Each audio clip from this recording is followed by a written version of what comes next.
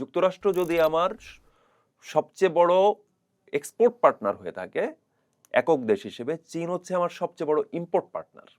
এই যে কৃষিপণ্য আমরা আমদানি করব তার কাছ থেকে, সেখানে বলা হচ্ছে এইটা যুক্তরাষ্ট্রের যে মানদণ্ড এবং আন্তর্জাতিক যে মানদণ্ড, সেই মানদণ্ড অনুযায়ী আমরা এটা করব। খুবই ভালো। তো মানদণ্ড অনুযায়ী করবো। বাংলাদেশ নিজস্ব কোনো মানদণ্ড আরোপ করতে পারবে কিনা? বাংলাদেশের মানুষও মনে করে যে আমরা শান্তিপূর্ণ, সংঘাত করলে আমরা নিজেরা মারামারি করি, একজন আরেকজনের ঘরে আগুন দিব ইত্যাদি, বাইরের কাউকে করব না।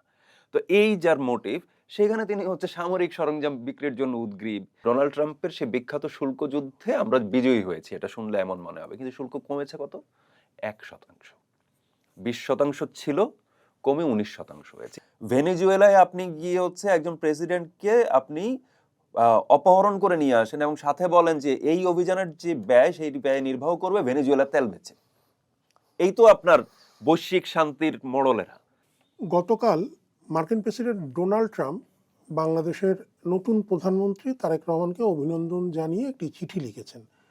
সেই চিঠিতে তারেক রহমানকে অভিনন্দন, শুভেচ্ছা এগুলো জানানোর পাশাপাশি ডোনাল্ড ট্রাম্প বলেছেন যে তিনি আশা করেন যে বাংলাদেশের নতুন প্রধানমন্ত্রী আমেরিকার সঙ্গে যে বাণিজ্য চুক্তি অন্তর্বর্তী সরকার করেছে, মানে অন্তর্বর্তী সরকার চলে যাওয়ার ঠিক কয়েকদিন আগে সেই চুক্তি এই সরকার বাস্তবায়ন করবে। মার্কিন বাণিজ্য চুক্তির নানান দিক নিয়ে চর্চার আজকের আয়োজনে কথা বলবো চর্চার বার্তা সম্পাদক ফজলুল কবিরের সঙ্গে। ফজলুল কবির, আপনাকে স্বাগত। ধন্যবাদ। বাণিজ্য চুক্তি নিয়ে অনেক রকমের কথা হচ্ছে, আলোচনাটা কিন্তু কোনোভাবে থামছে না, মানে কেন? এই আলোচনাটা আসলে থামার কথাও না, কারণ হচ্ছে বাণিজ্য চুক্তিটা প্রথম বিষয় হচ্ছে, আপনি নিজেই হচ্ছে শুরুর সময়টাতে বললেন যে বাণিজ্য চুক্তিটা আসলে কখন হলো। একটা নির্বাচিত সরকার আসার ঠিক আগ মুহূর্তে, নির্বাচন 12 ফেব্রুয়ারি, তার দুদিন আগে খুব তাড়াহুড়ো করে আমরা হঠাৎ করে জানতে পারলাম একটা বাণিজ্য চুক্তি হয়ে গেছে। বাণিজ্য চুক্তির নামটাও কিন্তু খুবই চমৎকার। এগ্রিমেন্ট অন রেসিপ্রোকাল ট্রেড, সংক্ষেপ হচ্ছে আর্ট। একটা শৈল্পিক ব্যাপার আছে এটার মধ্যে। তো সেই শৈল্পিক ঘটনাটি ঘটানোর জন্যই ইলেকশনের ঠিক আগ মুহূর্তে করলো কিনা সেটা আমাদের একটা প্রশ্ন। আমাদের একদম সাধারণ জনতা থেকে শুরু করে নানা পর্যায় থেকে আসলে প্রশ্নটা আসছে। দ্বিতীয় বিষয়টা হচ্ছে যে আমরা সাধারণত দেখি যে যখন মহাশক্তিধর কোনো দেশের সাথে আমরা সম্পর্ক স্থাপন করি, হুম? তো একটা কথা তো আছে, আমাদের এখানে চলতি কথা আছে, বড়র প্রীতি নিয়ে একটা কথা আছে। তো বড় যখন প্রেমে আসক্ত হয় তখন আসলে নানা ধরনের শঙ্কা আসাটা খুব স্বাভাবিক। তো বাংলাদেশের মতো একটা রাষ্ট্রের সাথে আসলে ডোনাল্ড ট্রাম্পের যেই কথাটি বললেন যে অভিনন্দন বার্তাতেও তিনি বলেছেন বাণিজ্য চুক্তিটি হতে হবে, তার এত বিপুল আগ্রহ কেন? মার্কেট তো আসলে খুব বেশি বড় না, 18 কোটির মার্কেট। তো এই মার্কেটে তিনি গম রপ্তানি করার জন্য এত উদগ্রীব হলেন কেন? প্রথম প্রশ্ন। দ্বিতীয় প্রশ্ন হচ্ছে, তিনি এইখানে সামরিক সরঞ্জাম, বাংলাদেশ কোনো দেশের সাথে যুদ্ধ, দ্বন্দ্ব ইত্যাদির মধ্যে নাই। এখন বহিঃশক্তি সাথে সে কোনো দ্বন্দ্বে যায় না, মারামারি করে না, সংঘাতে যায় না। সে উল্টা হচ্ছে বিভিন্ন দেশে শান্তি রক্ষার জন্য জাতিসংঘের যে মিশনগুলো আছে সেখানে শান্তি স্থাপনের জন্য যায়। তো বাংলাদেশের ইতিহাসে কোনো যুদ্ধ ইতিহাসে নেই, কোনো যুদ্ধ মানে নেই। 71-এর পরে। হ্যাঁ।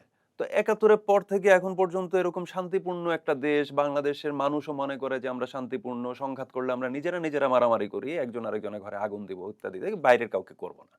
তো এই যার মোটিভ, সেখানে তিনি হচ্ছে সামরিক সরঞ্জাম বিক্রির জন্য উদগ্রীব। তিনি কৃষিপণ্য, তিনি এমন কি কৃষিপণ্য উৎপাদন করেন যেটা আমাকে যুক্তরাষ্ট্র থেকে আমদানি করতে হবে এত দীর্ঘ সমুদ্র এবং পথ সেটা পাড়ি নাকি দিয়ে। সেটা নাকি এই চুক্তি নাকি কৃষক এবং শ্রমিকের জন্য উপহার হবে। উপহার হবে। তো এই যে আশ্বাস বাণীটা আমরা সাধারণত দেখি যে আ বড় দেশগুলো, যেটা বললাম ওই যে বড়র প্রীতির কথা যেটা বললাম, বড় দেশগুলো যখন এটা করে তখন বলে যে তোমাদের কিচ্ছুটি হবে না, ভেবো না বাছা, তোমাদের আমরা দেখে রাখবো, তোমাদের ভালোই হবে। এই ধরনের একটা আশ্বাস বাণী, এবং আমরাও খুবই একটা সুবোধ বালকের মতো একটা হাসি পেলব মুখ করে আমরা বলেছি নিশ্চয়ই ভালো হবে। তো এই যে অ্যাপ্রোচ, এই অ্যাপ্রোচের কারণে আসলে প্রশ্নটা উঠছে বড় ধরনের। দ্বিতীয় যেটা, যে ইউএসটিআর এর যেই জায়গা থেকে আমরা চুক্তিটি, কাঠামোটি আমরা পেয়েছি, সেইখানে চুক্তিটির পুরো বর্ণনাটি আছে। এর পরপর আমরা দেখলাম যে এটা যখন সমালোচনা তুঙ্গে, আমরা দেখলাম যে চুক্তিটি হলো বিবদমান দুটি রাজনৈতিক পক্ষ, জামায়াত ইসলামের নেতৃত্বাধীন একটা ছিল আর একটা বিএনপি নেতৃত্বাধীন। বিএনপি নেতৃত্বাধীন জোটটি এবং বিএনপি নিজে ২০৯টির বেশি আসন পেয়ে জোট সহ ২১২টি আসন নিয়ে ২/৩ নিশ্চিত করে সংসদ শপথ গ্রহণ করে ফেলেছে। কিন্তু বিস্ময়কর ব্যাপার হলো, এই দুই জোটের কেউ একটি টু শব্দটি করল না। নির্বাচনের আগ মুহূর্তে করা এই চুক্তিকে প্রশ্নবিদ্ধ করার জন্য যথেষ্ট কারণ তাদের সামনে উপস্থিত ছিল, যে আমরা একটা নির্বাচনের মধ্য দিয়ে একটা নির্বাচিত সরকার আসবে, চুক্তি যদি বহিরাষ্ট্রের সাথে করতে হয় কোনো, সেটা নির্বাচিত সরকার করবে। এই কথাটিও তারা বলল না। এটা খুবই বড় একটা প্রশ্ন চিহ্ন এঁকে দিয়েছে যে তাহলে এই নির্বাচন অনুষ্ঠান, আমরা অনেক আগে থেকে অনেক ধরনের আলোচনা আমরা দেখেছি, অনেক শুনেছি, সেখানে বারবার ঘুরে ফিরে এসেছে যে বাংলাদেশের রাজনীতির মঞ্চে আসলে বাংলাদেশের রাজনীতিকেরা যতটুকু খেলছেন তার চাইতে অনেক বেশি ভূ রাজনৈতিক খেলোয়াড়েরা খেলছেন। তো ভূ রাজনৈতিক খেলোয়াড়দের এই খেলাধুলার মাঝখানে আসলে বাংলাদেশ নাই হয়ে গেল কিনা, ভোটাররা কি আসলে একটা পাপেটের মতো গেল কিনা যে আসো আমরা ভোট ভোট খেলি, মানে বিষয়টা কি এরকম হলো কিনা। ফলে আমরা তাদের দিক থেকে কোনো, এমনকি সরকার গঠন হলো, সরকার গঠনের পরও আমরা দেখলাম না খুবই আগ্রহ জাগানোর মতো একটা বিষয়ে, বরং আমরা দেখলাম যে বিএনপির মন্ত্রিসভায় সেই উপদেষ্টার ঠাঁই হলো জাতীয় নিরাপত্তা উপদেষ্টা হিসেবে যিনি ছিলেন খলিলুর রহমান, যার বিরুদ্ধে বিএনপি একসময় খুবই তীব্র সমালোচনা করেছে, তার নিয়োগ নিয়ে প্রশ্ন তুলেছে, নানা কিছু করেছে। তারা বলেছে, বিএনপির পক্ষ থেকে বলা হয়েছে যে খলিলুর রহমান আসলে মার্কিন স্বার্থ রক্ষা করেন। খলিলুর রহমানকে তখন প্রশ্নবিদ্ধ করেনি এনসিপি, তখন প্রশ্নবিদ্ধ করেনি জামায়াত ইসলামী, কিন্তু এখন যখন খলিলুর রহমান মন্ত্রিসভায় স্থান পেয়েছেন তখন তারা প্রশ্ন তুলছেন যে খলিলুর রহমান আসলে মার্কিন স্বার্থ দেখেন, খলিলুর রহমান কোন কারণে তিনি মন্ত্রিসভায় এলেন, তারা এখন এই খলিলুর রহমান নিয়েই কিন্তু কথা বলছেন। কিন্তু খলিলুর রহমান নিয়ে কথা বলুক বা যেটাই, আমরা যখন দেখছি ক্ষমতায় চলে আসছে, খলিলুর রহমান মন্ত্রিসভায় আছেন, তখন কিন্তু যিনি নিয়োগ দিলেন তিনি কোনো কথা বলেননি। আর ক্ষমতায় প্রিভিয়াসলি যখন থাকা অবস্থায় জাতীয় নিরাপত্তা উপদেষ্টা ছিলেন তিনি, তখন এনসিপি বা জামায়াত ইসলাম এটা নিয়ে কোনো কথা বলেনি। আজকে যখন এই নিয়ে কথা হচ্ছে, তারা উভয় পক্ষ খলিলুর রহমান নিয়ে ঠিকই কথা বলছেন, বাণিজ্য চুক্তিটি নিয়ে নয়। তাহলে এইটা নিয়ে বিতর্ক হওয়ার যথেষ্ট কারণ তো এখানেই উপস্থিত। এরপরে যদি আমরা চুক্তিতে প্রবেশ করি তখন হয়তো আরো কারণ আমরা পাবো। এমনিতে আপনি বেশ কয়েকটা প্রশ্নের কথা বলছেন যে কেন প্রশ্নগুলো উঠছে সেই বিষয়টা বললেন, কিন্তু আমি যদি অন্তর্বর্তী সরকারের যে যা যা বলেছে সেই দিকে যদি একটু দেখি তাহলে দেখা যাবে যে তারা কিন্তু সব সব ইতিবাচক বিষয়গুলো নিয়েই বলছে যে এই চুক্তি হলে হ্যাঁ। এটা হবে, ওটা হবে, সেটা হবে। হুম। মানে আমি আমি এই জায়গাটা একটু একটু বলি, আপনি কি বলতে চাচ্ছেন আমি বুঝেছি। সেটা হচ্ছে অন্তর্বর্তী সরকার ঠিক বিদায় হয়ে গেল, নির্বাচন হয়ে গেল, এই পিরিয়ডে এসে তারা প্রধান উপদেষ্টার যেই ভেরিফাইড ফেসবুক পেজ সেখানে এটার একটা ব্যাখ্যা দিয়েছেন। সেখানে ব্যাখ্যা দিতে গিয়ে তারা আসলে চুক্তির বিভিন্ন প্রসঙ্গ উত্থাপন করেছেন এবং সেইখানে ৮টি পয়েন্ট তারা উল্লেখ করেছেন। ৮টি পয়েন্টের একদম বেজে যে পয়েন্টটি আছে সেই পয়েন্টটি হলো শুল্ক কমেছে এটার মধ্য দিয়ে। হ্যাঁ, ডোনাল্ড ট্রাম্পের সেই বিখ্যাত শুল্ক যুদ্ধে আমরা বিজয়ী হয়েছি এটা শুনলে এমন মনে হবে, কিন্তু শুল্ক কমেছে কত? ১%। ২০% ছিল, কমে ১৯% হয়েছে। এর সাথে আমাদের সংযুক্ত যে ১৫% শুল্ক যেটা হিসাবে দেখাননি তারা, সেই ১৫% ধরলে আগে ৩৫ ছিল, এখন ৩৪ হয়েছে। এই হলো শুল্কের হিসাব। দ্বিতীয় যে জায়গাটি বলেছে সেটা হচ্ছে আমাদের সবচেয়ে বড় রপ্তানি খাত যে পোশাক শিল্প, তৈরি পোশাক শিল্প, তৈরি পোশাক শিল্পের বলছে যে সবচেয়ে বড় গন্তব্য হচ্ছে যুক্তরাষ্ট্র। এই জায়গাটা একটু এমেন্ড করার বিষয় আছে। এমেন্ড করার বিষয় হচ্ছে দেশ হিসেবে সবচেয়ে বড় মার্কেট যুক্তরাষ্ট্র, এর বিষয়ে কোনো সন্দেহ নেই। অঞ্চল হিসেবে সবচেয়ে বড় ইউরোপ। হচ্ছে ইউরোপ। কত তফাৎ এটাতে? অঞ্চল হিসেবে ইউরোপের মার্কেটে আমার তৈরি পোশাক যায় হচ্ছে আমাদের উৎপাদনের ৫০%, আমার মোট রপ্তানির ৫০%। যুক্তরাষ্ট্রে কত যায়? ১৯%। তাহলে ডিফারেন্সটা পরিষ্কার বোঝা যাচ্ছে। এখন এই ১৯%-এর মার্কেটে তারা বলছে যেটা ইতিবাচক, আমাদের ভালোই হবে, এই বক্তব্যগুলো যখন তারা দিচ্ছে, তখন তারা যেটা বলছে যে এই যে ১৯%-এর মার্কেটে আমি গেলাম, সেখানে যুক্তরাষ্ট্র বলেছে যদি তুমি আমার কাছ থেকে তুলা এবং কৃত্রিম তন্তু নাও, অর্থাৎ কাঁচামালটা, মূল কাঁচামাল যদি তুমি আমার কাছ থেকে নাও, তাইলে আমার কাঁচামাল দিয়ে বানানো বস্ত্রের জন্য আমি কোনো শুল্কই আরোপ করব না, শূন্য শুল্কে প্রবেশ করব। বিরাট আনন্দের বিষয়, ধেই ধেই করে নাচা উচিত। তো আমরা ধেই ধেই করে নাচলাম এবং আমরা দেখলাম বিস্ময়ের সঙ্গে যে এত সমালোচনা, এত ধরনের তথ্য উপাত্ত উপস্থাপনের পরও প্রধান উপদেষ্টার যেই দপ্তরের যে ভেরিফাইড ফেসবুক পেজ, সেইখানে এই কথাটি খুবই গুরুত্বের সঙ্গে উল্লেখ করা হয়েছে এবং তারা বলছে যে এইটার কারণে আমাদের মার্কেট অনেক বেড়ে যাবে। এইবার এখানে একটু মজার বিষয় বলি। আমাদের তুলা আমরা আমদানি করি হচ্ছে আহ, আফ্রিকা থেকে, ভারত থেকে, এরকম বিভিন্ন অঞ্চল থেকে। ভারত একটা বড় অংশ, আফ্রিকা একটা। ইদানিং আফ্রিকার তুলার মান, ক্যামেরন এইসব বিভিন্ন দেশের তুলার মান ভালো বলে এবং দাম কম বলে আমরা আফ্রিকা থেকে আনি। আফ্রিকা, আপনি বলতে পারেন যে আফ্রিকা তো অনেক দূরে।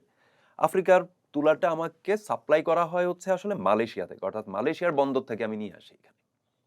তার মানে আসলে আমার দূরত্বও কিন্তু খুব বেশি নয়।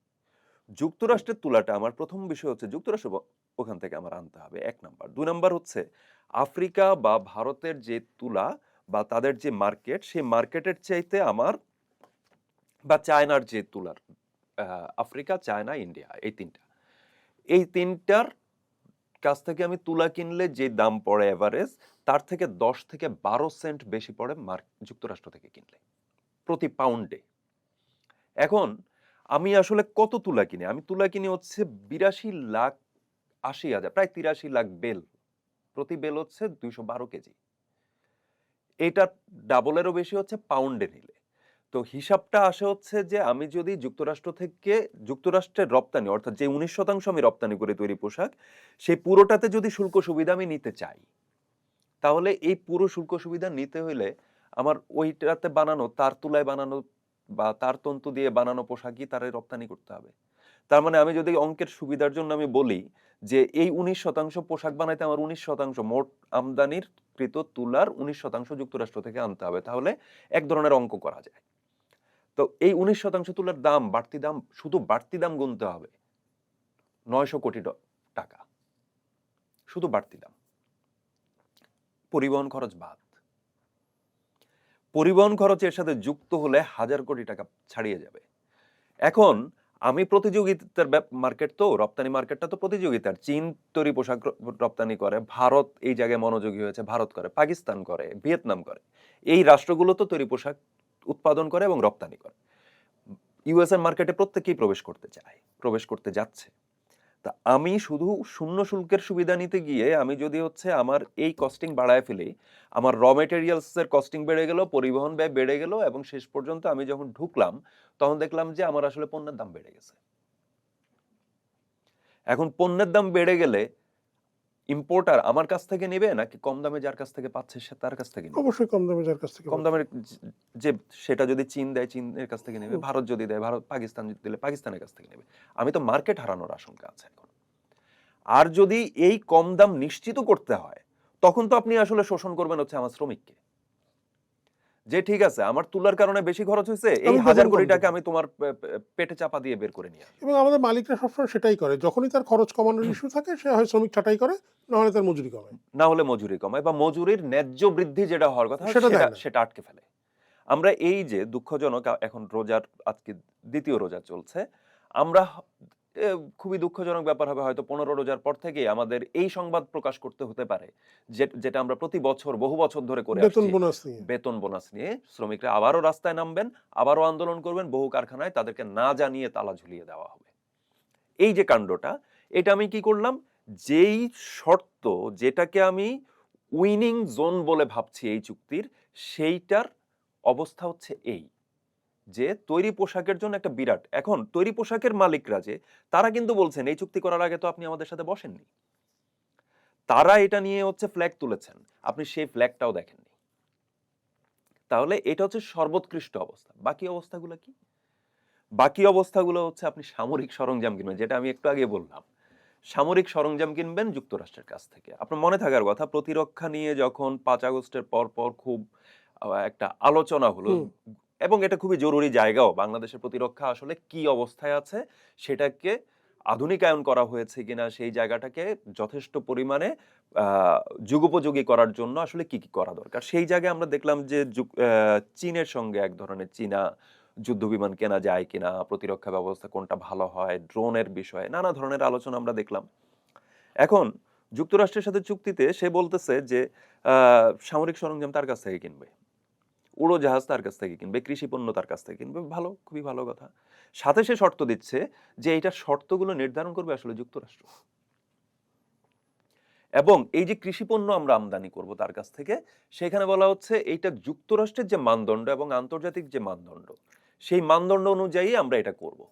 খুবই ভালো, তো মানদণ্ড অনুযায়ী করবো। বাংলাদেশ নিজস্ব কোনো মানদণ্ড আরোপ করতে পারবে কিনা? না, বাংলাদেশ কোনো নিজস্ব মানদণ্ড আরোপ করতে পারবে না।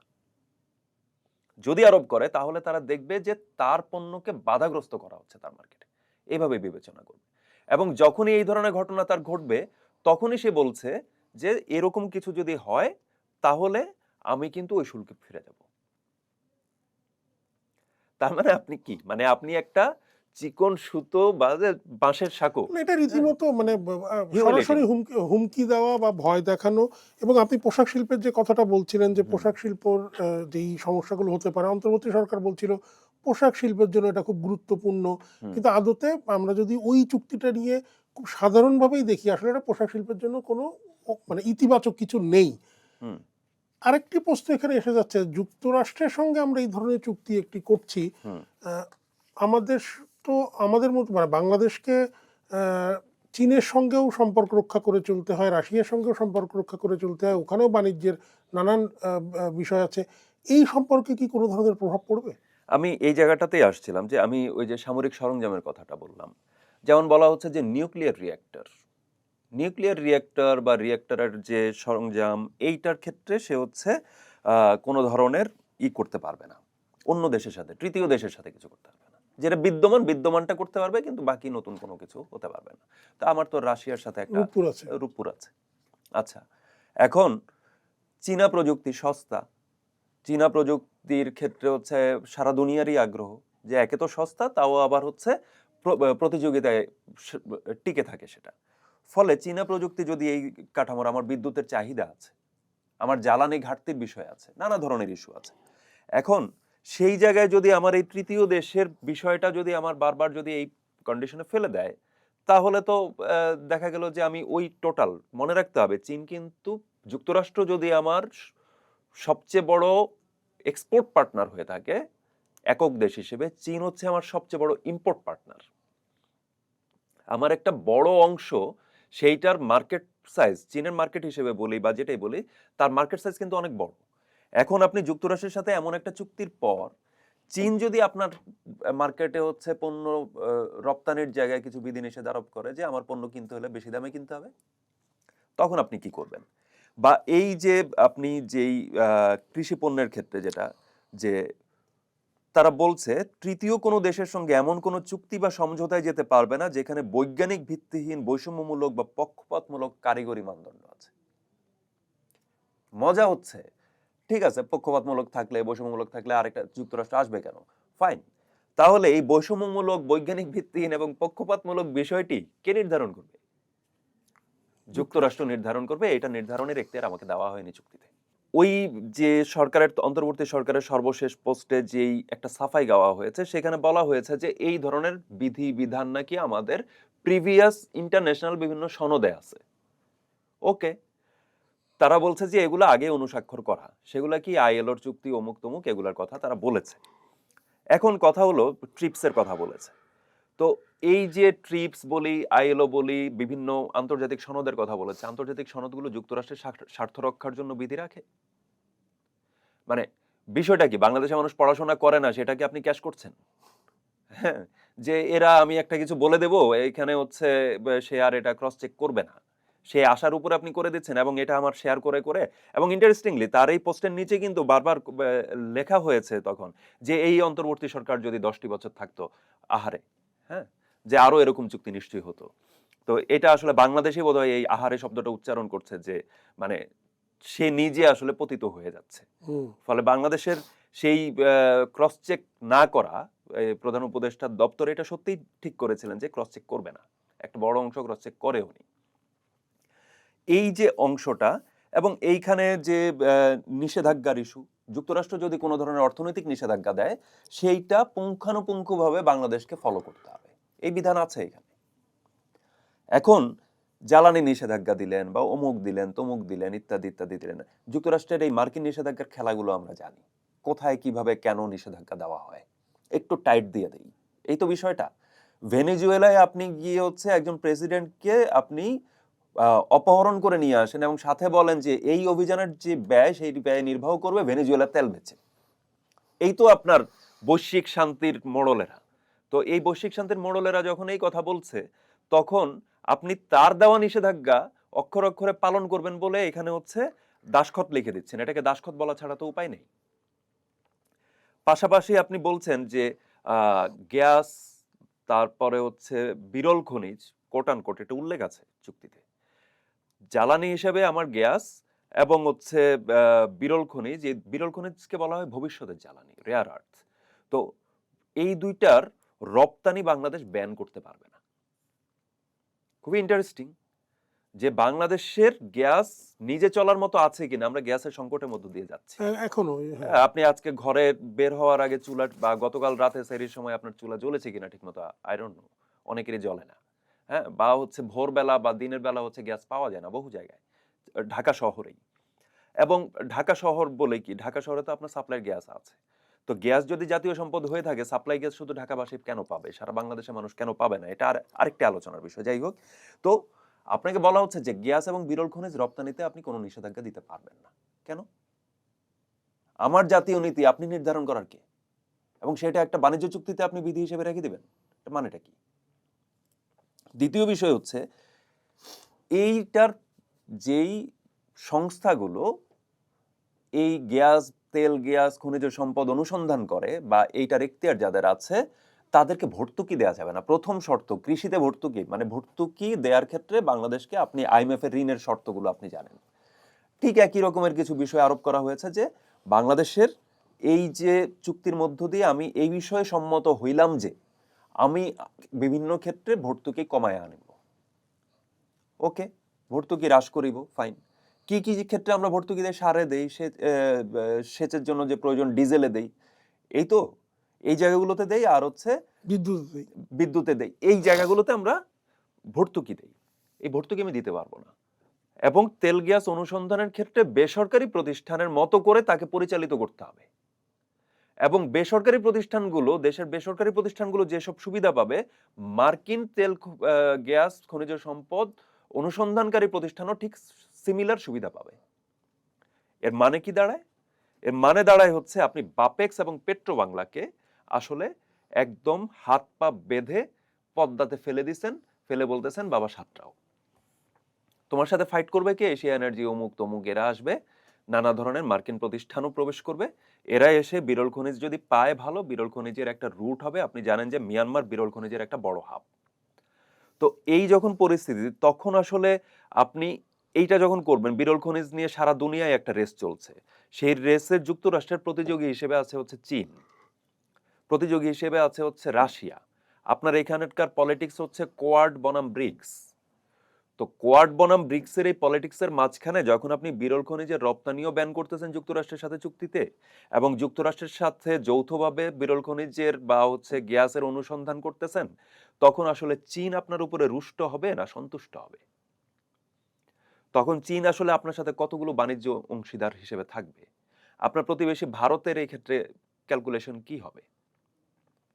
মিয়ানমারের ছোড়া গুলিতে যখন আমার সীমান্তে মানুষ মারা যাচ্ছে, তখন মিয়ানমার যখন উত্তপ্ত হয়ে উঠতেছে, মিয়ানমারে যখন বিরল খনিজের ইকুয়েশন চলবে, তখন যুক্তরাষ্ট্রের সঙ্গে আপনার এখানকার যখন ইকুয়েশনটা এটা দাঁড়াবে, তখন এটা তো কনফ্লিক্টিং হবে।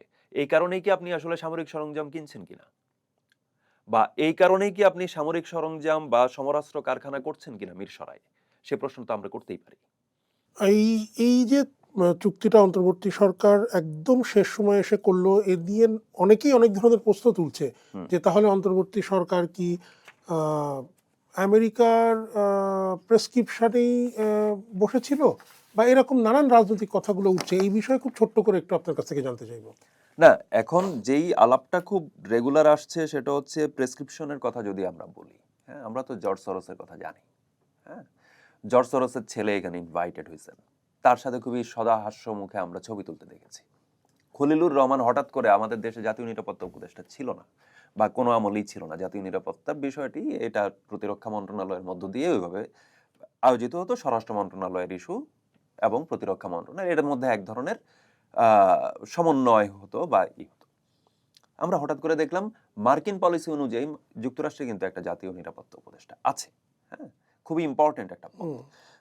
তো সেইটা কাজ করে, কোঅর্ডিনেট করে কার সাথে? হোমল্যান্ড সিকিউরিটি, মানে ওদের স্বরাষ্ট্র মন্ত্রণালয় যেটা, সেটার সাথে করে। তা আমরা এখানেও সেটা দেখলাম। আমরা দেখলাম যে হঠাৎ করে একটা জাতীয় নিরাপত্তা উপদেষ্টা প্রয়োজন পড়লো আমাদের।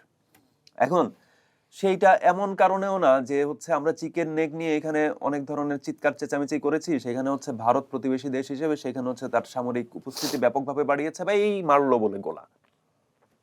হ্যাঁ, উপস্থিতি হয়েছে, কিন্তু সেটা এমন উপস্থিতি নয় যে এই এখনই হচ্ছে হামলা চালানো হবে বা এরকম কিছু। উপস্থিতি হয়েছে তার যে প্রতিরক্ষা উপস্থিতি থাকে বিভিন্ন দেশে সেইভাবেই উপস্থিতি হয়েছে। উপস্থিতির জায়গাটায় হয়তো সে আগে ছিল লাইট প্রেজেন্স, এখন হচ্ছে হয়তো হেভি প্রেজেন্স, এইটুকু। সেটার বিপরীতে আপনি এটা করলেন। আমরা দেখলাম যে আশিক চৌধুরী বিডার উনি হচ্ছে তুরস্ক ঘুরলেন, তুরস্কের অস্ত্র কারখানা ঘুরলেন, সেটার আমরা রিলস দেখলাম, ভিডিও দেখলাম, ইমেজ দেখলাম, সেটা নিউজও দেখলাম, নানান কিছু দেখলাম। আমরা দেখলাম যে তুরস্ক হঠাৎ করে এখানে বাংলাদেশে হচ্ছে ড্রোন তৈরির একটা কারখানা দিতে চায়। তো তুরস্ক আসলে কি? ন্যাটো সদস্য তো। তুরস্ককে আপনি যতই বলেন যে সাবেক খেলাফতের হিসাব ধরে যতই বলেন বা কামাল আতাতুর্কের তুরস্ক, সেটা তো আর নাই। নেই। তো আপনি যতই হচ্ছে খেলাফতের ঝান্ডাধারী হিসেবে যেভাবেই দেখেন না কেন রিসেপ তাইয়েপ এরদোগান, হ্যাঁ? তিনি বলতে পারেন, তিনি হচ্ছে এরতুগরুল বানাতে পারেন, তিনি হচ্ছে সুলতান সুলেমান বানাতে পারেন, সেটা সেটে গিয়ে বসে থাকতে পারেন। উনি কিন্তু সুলতান সুলেমান বা এরতুগরুলের এই যে প্রপাগান্ডা সিরিজ যেগুলো, প্রপাগান্ডা সিরিজ কিন্তু প্রচুর হয়েছে এই পিরিয়ডে। সেই সিরিজগুলোর সেটে কিন্তু উনি বসেছিলেন, উনি গেছেন বারবার। তার মানে ওনার রাষ্ট্রীয় এজেন্ডার সাথে এটা যুক্ত। তো উনি এই ইস্ট এশিয়া বা সাউথ ইস্ট এশিয়া জোনে উনি নতুন করে ওনার সেই পুরনো প্রভাব বলয়, তুরস্কের সেই পুরনো প্রভাব বলয় রিগেইন করতে চান, কিন্তু কার হয়ে? আপনার খেয়াল থাকার কথা, সিরিয়াতে বাশার আল আসাদকে যখন উৎখাত করা হলো, সবাই ক্ল্যাপ প্রথমে দিল তুরস্ককে, কিন্তু তারপর আমরা দেখলাম পতাকা উঠলো কিন্তু ইসরায়েলের। অর্থাৎ বাশার আল আসাদের পতনের মধ্য দিয়ে বিজয় ঘোষিত হয়েছে আসলে ইসরায়েলের। তাহলে তুরস্ককে আসলে ইউএস ইসরায়েল ব্লকের বাইরে ভাবার কোনো কারণই নাই। তো তুরস্ক থেকে আপনি মিরসরাইয়ে যেই অস্ত্র কারখানার প্রতিষ্ঠা করলেন, মিরসরাইয়ে বেবজার যে ইপিজেড যেটা ছিল সেখানে অর্থনৈতিক অঞ্চলে একটা বিরাট অংশ ৮০০ একর জায়গা দিচ্ছেন, সেইটার অর্থায়ন তুরস্ক থেকে হচ্ছে বলে একটা বার্তা আছে। সেইখানে এটার পাশে হচ্ছে আপনার কি আছে, সিঙ্গাপুরের অর্থায়নে একটা বিনিয়োগ আছে। আপনি এতগুলো দেশ সফর করেছেন, এতগুলো কি বলে এটা, আহ, অনেক চমৎকার চমৎকার হচ্ছে প্রেজেন্টেশন দিয়েছেন, যেটা বাংলাদেশের মানুষ প্রেজেন্টেশন দেখে মুগ্ধ হয়ে গেছে একজন স্মার্ট সরকারি কর্মকর্তাকে পেয়ে। কিন্তু আপনারা আসলে বিনিয়োগ কত আনলেন? বিনিয়োগ বলতে অস্ত্র কারখানা, বিনিয়োগ বলতে হচ্ছে বন্দরের আশপাশ শুধু। দেশীয় বিনিয়োগকারীদের আপনি কোনো ধরনের স্পেস দিতে পারলেন না, আপনি বিদেশি বিনিয়োগ নিয়ে আসছেন, খুব চমৎকার চমৎকার বিদেশি বিনিয়োগ। দেশীয় বিনিয়োগের জায়গা যখন সংকুচিত হচ্ছে তখন আপনি কাকে কাকে আনছেন? সেই অংশকে আনছেন যেই অংশগুলো আসলে মার্কিন মিত্র হিসেবে পরিচিত। তো এই জায়গা থেকে আসলে বাংলাদেশের এই যে আপার হাউস বলেন, এখনো তো ডিবেটটা চলছে, আপার হাউস লোয়ার হাউস বা যে সংস্কার কমিশনগুলো যে প্রস্তাবগুলো শেষ পর্যন্ত উঠেছে, সেইটার ক্ষেত্রে একটা তীব্র সমালোচনা আছে যে এই সংস্কার প্রস্তাব কতটা বাংলাদেশের আর কতটা মার্কিন প্রেসক্রিপশন অনুযায়ী। আর শেষ পর্যন্ত যখন একেবারে শেষে এসে যখন আমরা ডিপি ওয়ার্ল্ড প্রতিরোধের মুখে বামপন্থী দলগুলো এবং ওখানকার শ্রমিকদের প্রতিরোধের মুখে মূলত ডিপি ওয়ার্ল্ডের চুক্তি থেকে সরে আসলো, কিন্তু শেষ মুহূর্তে এই যে আর্ট যেটা দেখলাম, যে শিল্পটি আমরা আমাদের সামনে পেলাম, আসলে সে শিল্প তো বলেই দিচ্ছে যে এই চুক্তিটি না হলে আসলে নির্বাচন স্টেকে পড়ে কিনা, না হলে নির্বাচনের ঠিক আগ মুহূর্তে তাড়াহুড়ো করে, এটা তো প্রধান উপদেষ্টা নিজেরই বোঝার কথা যে এটা এই মুহূর্তে করলে তো আমি সমালোচিত হব। কে সমালোচিত হতে চায়? তাহলে তার কি ধরনের দায় ছিল বা কোন জায়গাটাতে দাসখত ছিল যে তিনি এই চুক্তিটি করতে হয়েছে? এবং তখন নির্বাচনের ময়দানে উপস্থিত দুটি প্রধান দল কোনো টু শব্দ করেনি। নিশ্চয়ই এই বিষয়ক তাদেরও একটা সম্মতির জায়গা ছিল, না হলে এখনো হয়তো আমরা এই বিষয়ে কিছু শুনতে পেতাম। ধন্যবাদ আপনাকে। মার্কিন যুক্তরাষ্ট্রের সঙ্গে বাংলাদেশের চুক্তি, সেখানে অন্তর্বর্তী সরকারের ভূমিকা, নতুন সরকার এবং বিরোধী দলের ভূমিকা, এর নানা দিক নিয়ে বেশ কিছু প্রশ্ন আবারও নতুন করে উস্কে দিলেন চর্চার বার্তা সম্পাদক ফজলুল কবির। এই চুক্তি নিয়ে আপনার মতামত জানতে চাই। চর্চার ইউটিউব চ্যানেল এবং ফেসবুক পেজে কমেন্ট করে আপনার মতামত জানান। চর্চার ইউটিউব চ্যানেল এবং ফেসবুক পেজে ফলো করুন, সাবস্ক্রাইব করুন, চর্চার সঙ্গে থাকুন।